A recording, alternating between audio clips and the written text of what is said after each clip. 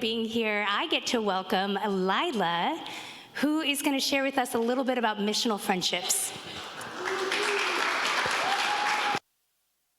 All right, thank you, Andy.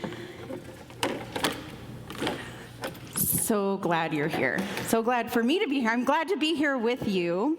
Like Andy said, my name is Layla, and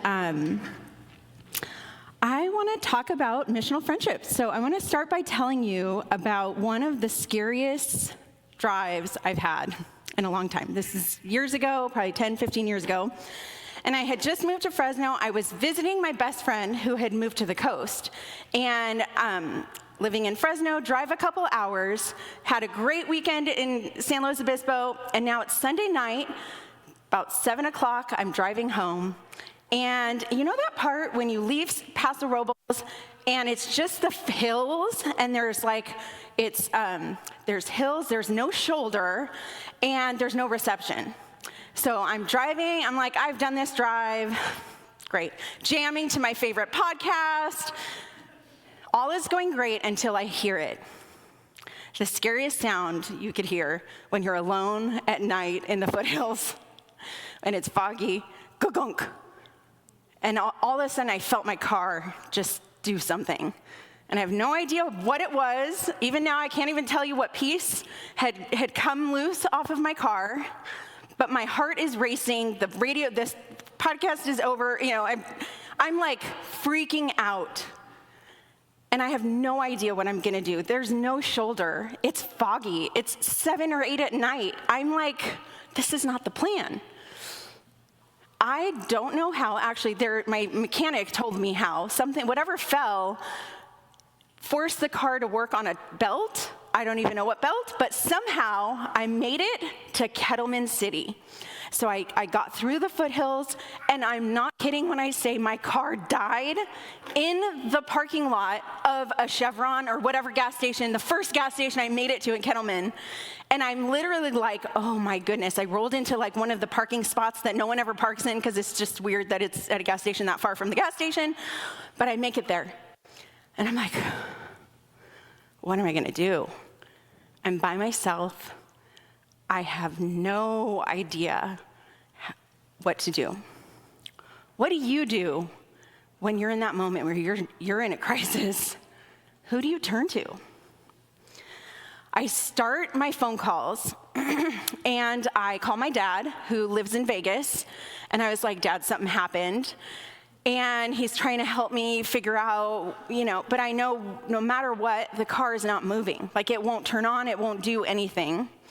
I call my roommate, and she's expecting me home, and I'm like, I'm not gonna get home. I think I might sleep in my car.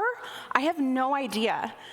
The only way to get to the only motel in Kettleman at that time was to take my stuff and walk down the freeway, up a hill, and do that at night in the fog. There was just no way. I'm like staying at the McDonald's. I call my roommate. As soon as she hears what happened, she gets in her car and she drives to Kettleman City. So she shows up, it's like 9 o'clock. Some guy who had pulled into the gas station was like helping me. My dad had given me a crank flashlight, so I'm like trying to crank it, and we're looking like, this is all a mess. And I was stuck. My roommate stays the night with me. She picks me up, and she takes me we go to the motel, get a room. And the next day, I find a mechanic. Well, it's the only mechanic in town. And the mechanic, now it's Monday, and the mechanic tells me, hey, this is what's wrong with your car. You're missing this part, but I don't have the part. And it would take me days to get the part because it just takes a while to get it here. So you're welcome to stay. I'll fix it, but the car's not going anywhere. So I start figuring out what to do. My roommate goes home because she has to go back to work, but I have a friend who's in Paso Robles who's driving through town, or she's in SLO, and she's driving through town to Bakersfield, which is where the part is. And so I'm like, hey, do you think you can drive through Bakersfield and help me get the part? And so she does. And then Joseph, who's here, lives in Bakersfield at the time. He's like, gives me a ride back to Kettleman City to get the part to my car. So now I think we're at the next day, and I finally get the part back to my car. I get in the car, I get home safely days later than I expected. And whenever I think about like the gift of friendship, I often remember that experience where I'm just this stranded person in Kettleman City, which is of all places, you don't want to be stranded there at night. And it reminds me of in Proverbs that says, a friend loves at all times. And I think of my roommate who was like, I'm on it, gets in the car at 8 o'clock at night to come find me. All my friends who went back and forth, even the mechanic who was just kind, the strangers who were like, let me try and see what I can do to help. I felt that proverb that night in Kettleman City. So I want to ask, what makes a good friend? What makes someone a good friend? What are the attributes or the characteristics that come to mind when you think of like the people you would call when you're in trouble? And I want to invite a couple of brave souls to just share those out loud. 1 to 3 words, like, what are the attributes that you know someone is a good friend in your life? What comes to mind? A good listener, yes. Yeah. Loyalty. Consistency. Empathy and thoughtful. Is that what I heard? Helpful. Yes. Empathy, helpful. Trustworthy. These are great attributes. It's unconditional. Yeah, we want people in our lives who can be reliable and loving and kind and thoughtful. It's no wonder friendship is so valuable. And yet, last year, the U.S. Surgeon General, Dr. Vivek Murthy, declared a national loneliness epidemic in our country. A loneliness epidemic and social isolation. And it's not just because of the pandemic. The markers of this decline have been happening before COVID. He presented an 83-page report on this crisis and reports that the number of close relationships people have in their lives is shrinking. One theologian, he describes this tension. Deep, life-giving friendship, as we all know, is difficult, as it is rare. Why? We all long for it in the depths of our soul. So why is it difficult to find? We all know why. We're different from each other, unique, and rightly cautious as to whom we give entry to our soul. I think he captures this tension. We long for connection. We're made for connection, and yet connecting can feel so hard at times. Early in the Gospel of Mark, Jesus encounters a group of friends that speak to this tension. We're going to look at Mark chapter 2. It's early in Jesus' ministry, and Jesus had been healing and teaching, and now word is spreading about who he is. So much so that Jesus couldn't go anywhere without crowds following, being surrounded by crowds. And in Mark chapter 2, it says, a few days later, when Jesus again entered Capernaum, the people had heard he had come. They gathered in such large numbers that there was no room left, not even outside the door, and he preached the word to them. It is quite the scene.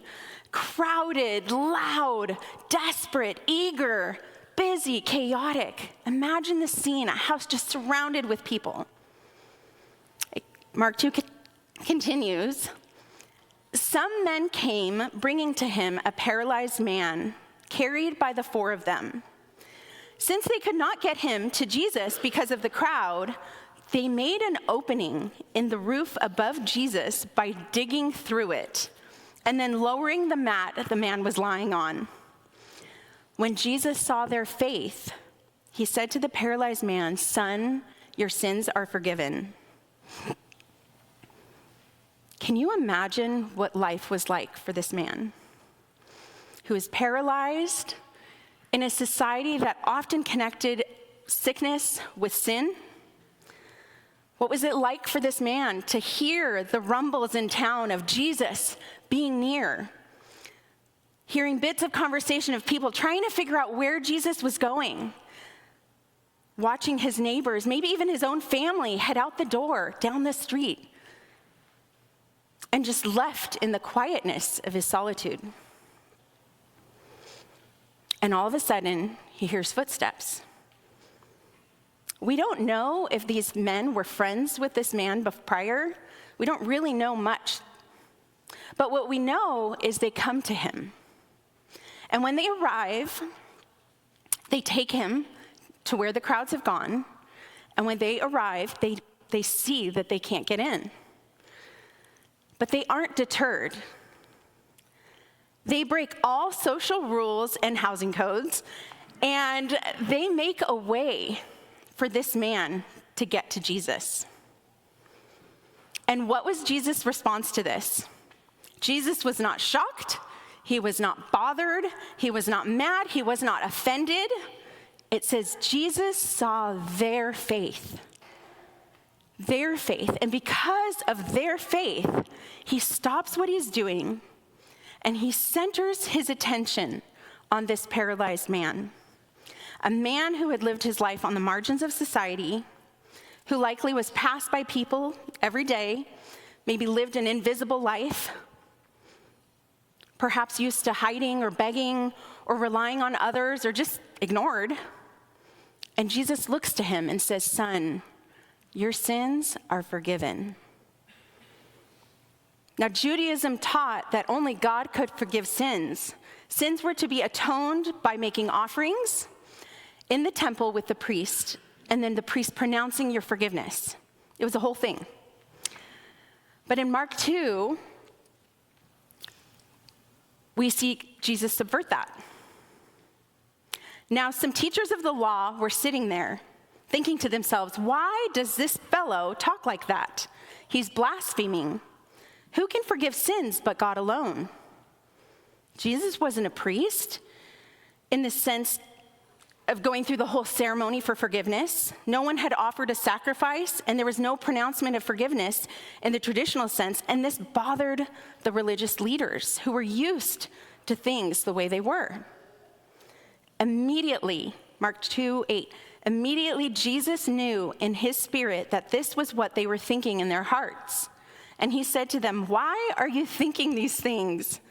Which is easier to say, your sins are forgiven, or to say, get up, take your mat, and walk? But I want you to know that the Son of Man has authority on earth to forgive sins." He said to the man, "I tell you, get up, take your mat, and go home." This amazed everyone, and they praised God, saying, "We have never seen anything like this." I love this passage for so many reasons. I mean, this man who had been seen by society as being less than, even by religious leaders, was championed by his friends and ultimately got to have this transformational experience with Jesus. I think this passage has a lot to teach us about friendship, about what it means to be a good friend, to live out friendship. First, missional friendship takes initiative. We see this with the 4 friends. They took initiative to bring their friends to Jesus, even risking their own chance to see Jesus. They were resilient, undeterred. Missional friendship is costly. These men bring their friend to Jesus, and when they see the crowds, they don't leave, they don't give up, they don't really even care if they're making a scene. They are resilient. They do whatever it takes to help their friend encounter Jesus. They break through the roof, they lower him down, which was not normal in any time. It was selfless, it was costly, perhaps physically, socially, financially, and they had no idea how Jesus would respond. They had no idea what the crowd would do, seeing them cut in line, so to speak. I think of my friends who rescued me in Kettleman City, who took the gas money to drive me here and there, and just the time and the energy. I know we get those calls at 9 o'clock and we're like, oh, the night is different than what I expected. I'm not going to bed. Something else has happened and we're going to rescue somebody. Missional friendship can be costly. Missional friendship helps people draw people to Jesus. When I was in college, I was a part of an InterVarsity group. I never left. I still work with the organization. But I remember being very new to faith and kind of still piecing together what does it mean to follow Jesus. And there was a student in our group who was experiencing like major dental pain, and she didn't have insurance. She didn't have a lot of funds to figure it out. And so she had kind of endured until it became too much. And she had gone to the doctor or the dentist, and they said she needed a root canal. And it was expensive. And her group of friends, this community that cared for her, ended up raising money, chipping in, like doing all that they could. And I remember everyone had signed a volleyball. She loved volleyball. And they just signed it and then presented the gift to her with the volleyball as a way to say, like, hey, we are here for you. And I just remember, like, wow. People who love Jesus love people. Like, those two things go together. Such a beautiful expression of God's love. I've seen that here in our own community, in the people of God, in the ways that I know there's families who have expressed love and care for Afghan refugees that came into Fresno. I've seen that in just the ways we surround each other in times of need, around births, around deaths. And I think when we taste the gift of friendship that is rooted in God's love, we taste God's love. Missional friendship is vulnerable. I think of the vulnerability of what it was like for these men to come to this man and what that exchange felt like. One of my closest friends is my age, and she's dealt with progressive MS. It's a very debilitating type of MS. And so when we met, we were both new on staff with InterVarsity, and now she's in a wheelchair, and her mobility is just lessened each year. And there's been vulnerable conversations about how can I be available to you? How can I help you experience this meeting or this conference that we're at in a way that presses into the vulnerability of the intimate act of help, to be able to say, can I move your feet? Can I make you comfortable? Can I take you somewhere? And I think there's a vulnerability that you have to say yes to get close to someone else's life, to get close enough to say, how can I be a friend to you? One way I've experienced this is something I experienced in college that has always stayed with me. It's an experience that has captured this sense of vulnerability. And it happened my senior year of college. So I had been in an English class and made friends with a gal who was in the class. Her name was Alyssa. And we just hit it off. We shared notes and, whatever you do in college to make friends. And we decided the next semester, let's take a tennis class together. And so we took a tennis class, had a bunch of fun, and less homework, so that was great. And we genuinely became friends. We had spent time together almost every day. We were having lunch on campus. We were having conversations. Alyssa knew I had been involved in InterVarsity. She knew I was a Christian. And although she didn't share it, she just respected me. And we had really great dialogue and fun, a lot of fun. I had gone away to camp, and where we spend a week away learning about Jesus, learning about loving God, loving people. And I came back, and I was like, man, I really want to invest in my friend. I want to spend more time with Alyssa. She's just someone I love, I care about. But I also felt like I don't know that I've ever really shared why I'm a Christian. And I just remember thinking, I just really want to be honest with her. And I went on campus, and I went and visited her to see if she wanted to hang out. And I went into her on-campus job, and we had made plans to hang out. We were thinking of taking another class together, so we're just going to visit her. And when I walked in and asked for her, her coworkers pulled me in outside, and they were like, Alyssa died of an overdose this week. And I was devastated. I mean,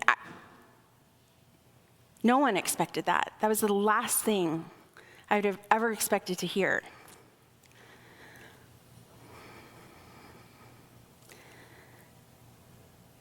And I was shell-shocked, I was stunned, I was heartbroken, I was hit with grief. And her mom also worked in the office, so she pulled me aside and she just asked me to tell her about my friendship with her daughter. And we talked, and I just talked about how much I cared about her. And it was such a painful moment. And I remember walking away and just thinking what do I do now? I just couldn't really, I was so disoriented. And I ended up walking to my friend's apartment who lived on campus. And I showed up, I was crying, and I sat down on the couch, and I just was trying to process what I had heard. And I was filled with so much grief.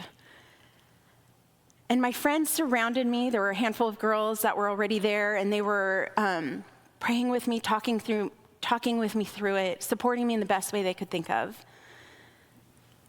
And all of a sudden, not really in a dramatic way, but one of my friends gets up, Suzanne, and she walks over to the kitchen. And I don't take notice, really, because I'm still just trying to process what's happening. But I hear the water running, and a few minutes later, I'm sitting there, and she begins to take off my shoes. And I'm just still crying, and I feel her taking off my socks and lifting my legs. And Suzanne begins to wash my feet. And this is not normal by any standard. We're friends, but this is crossing a line, right? This was unexpected and kind of shocking. But what I noticed happening is as soon as she did it, it invited me to release this grief that came from within me. I just started crying and wailing, and it's almost like I could sense God's presence. It reminded me that I carry my grief with God. God carries grief with me. And it has stayed with me. This act of vulnerability has stayed with me my entire life. And I think about the ways that we show up for each other in the unscripted moments of life, the unexpected diagnoses, phone calls, results, news. And I think about what it means to be a friend to someone. And the willingness to be uncomfortable, to be shocking, to be vulnerable.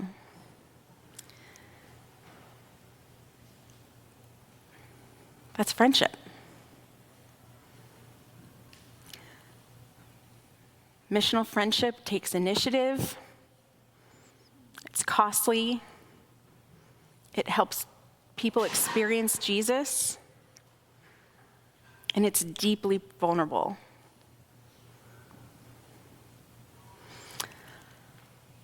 Like the man getting carried by his friends, lowered through a roof, healed by Jesus, and walking home together.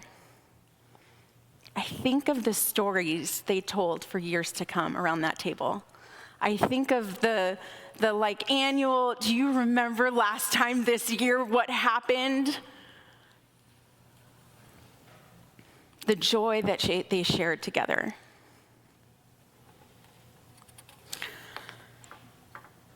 Author and theologian, Catholic priest Ronald Rolheiser says, one of the richest experiences of grace that we can experience on this side of eternity is the experience of friendship. We are created for connection with God, with each other. We long for it, and we also carry the wounds of disconnection.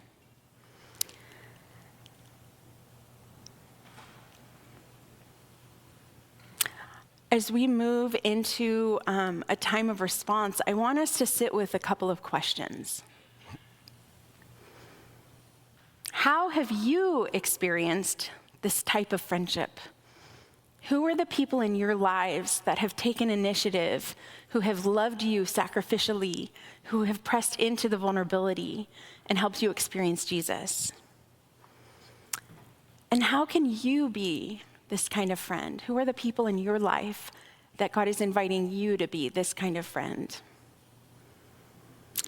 In a minute, I will move into another time of worship and communion. And as we do, I want to invite us to reflect on these two questions and consider two ways of responding.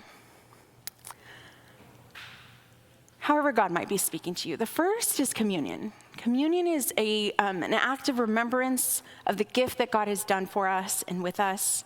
And I'm reminded of John 15 that says, "My command is this, love one another as I have loved you.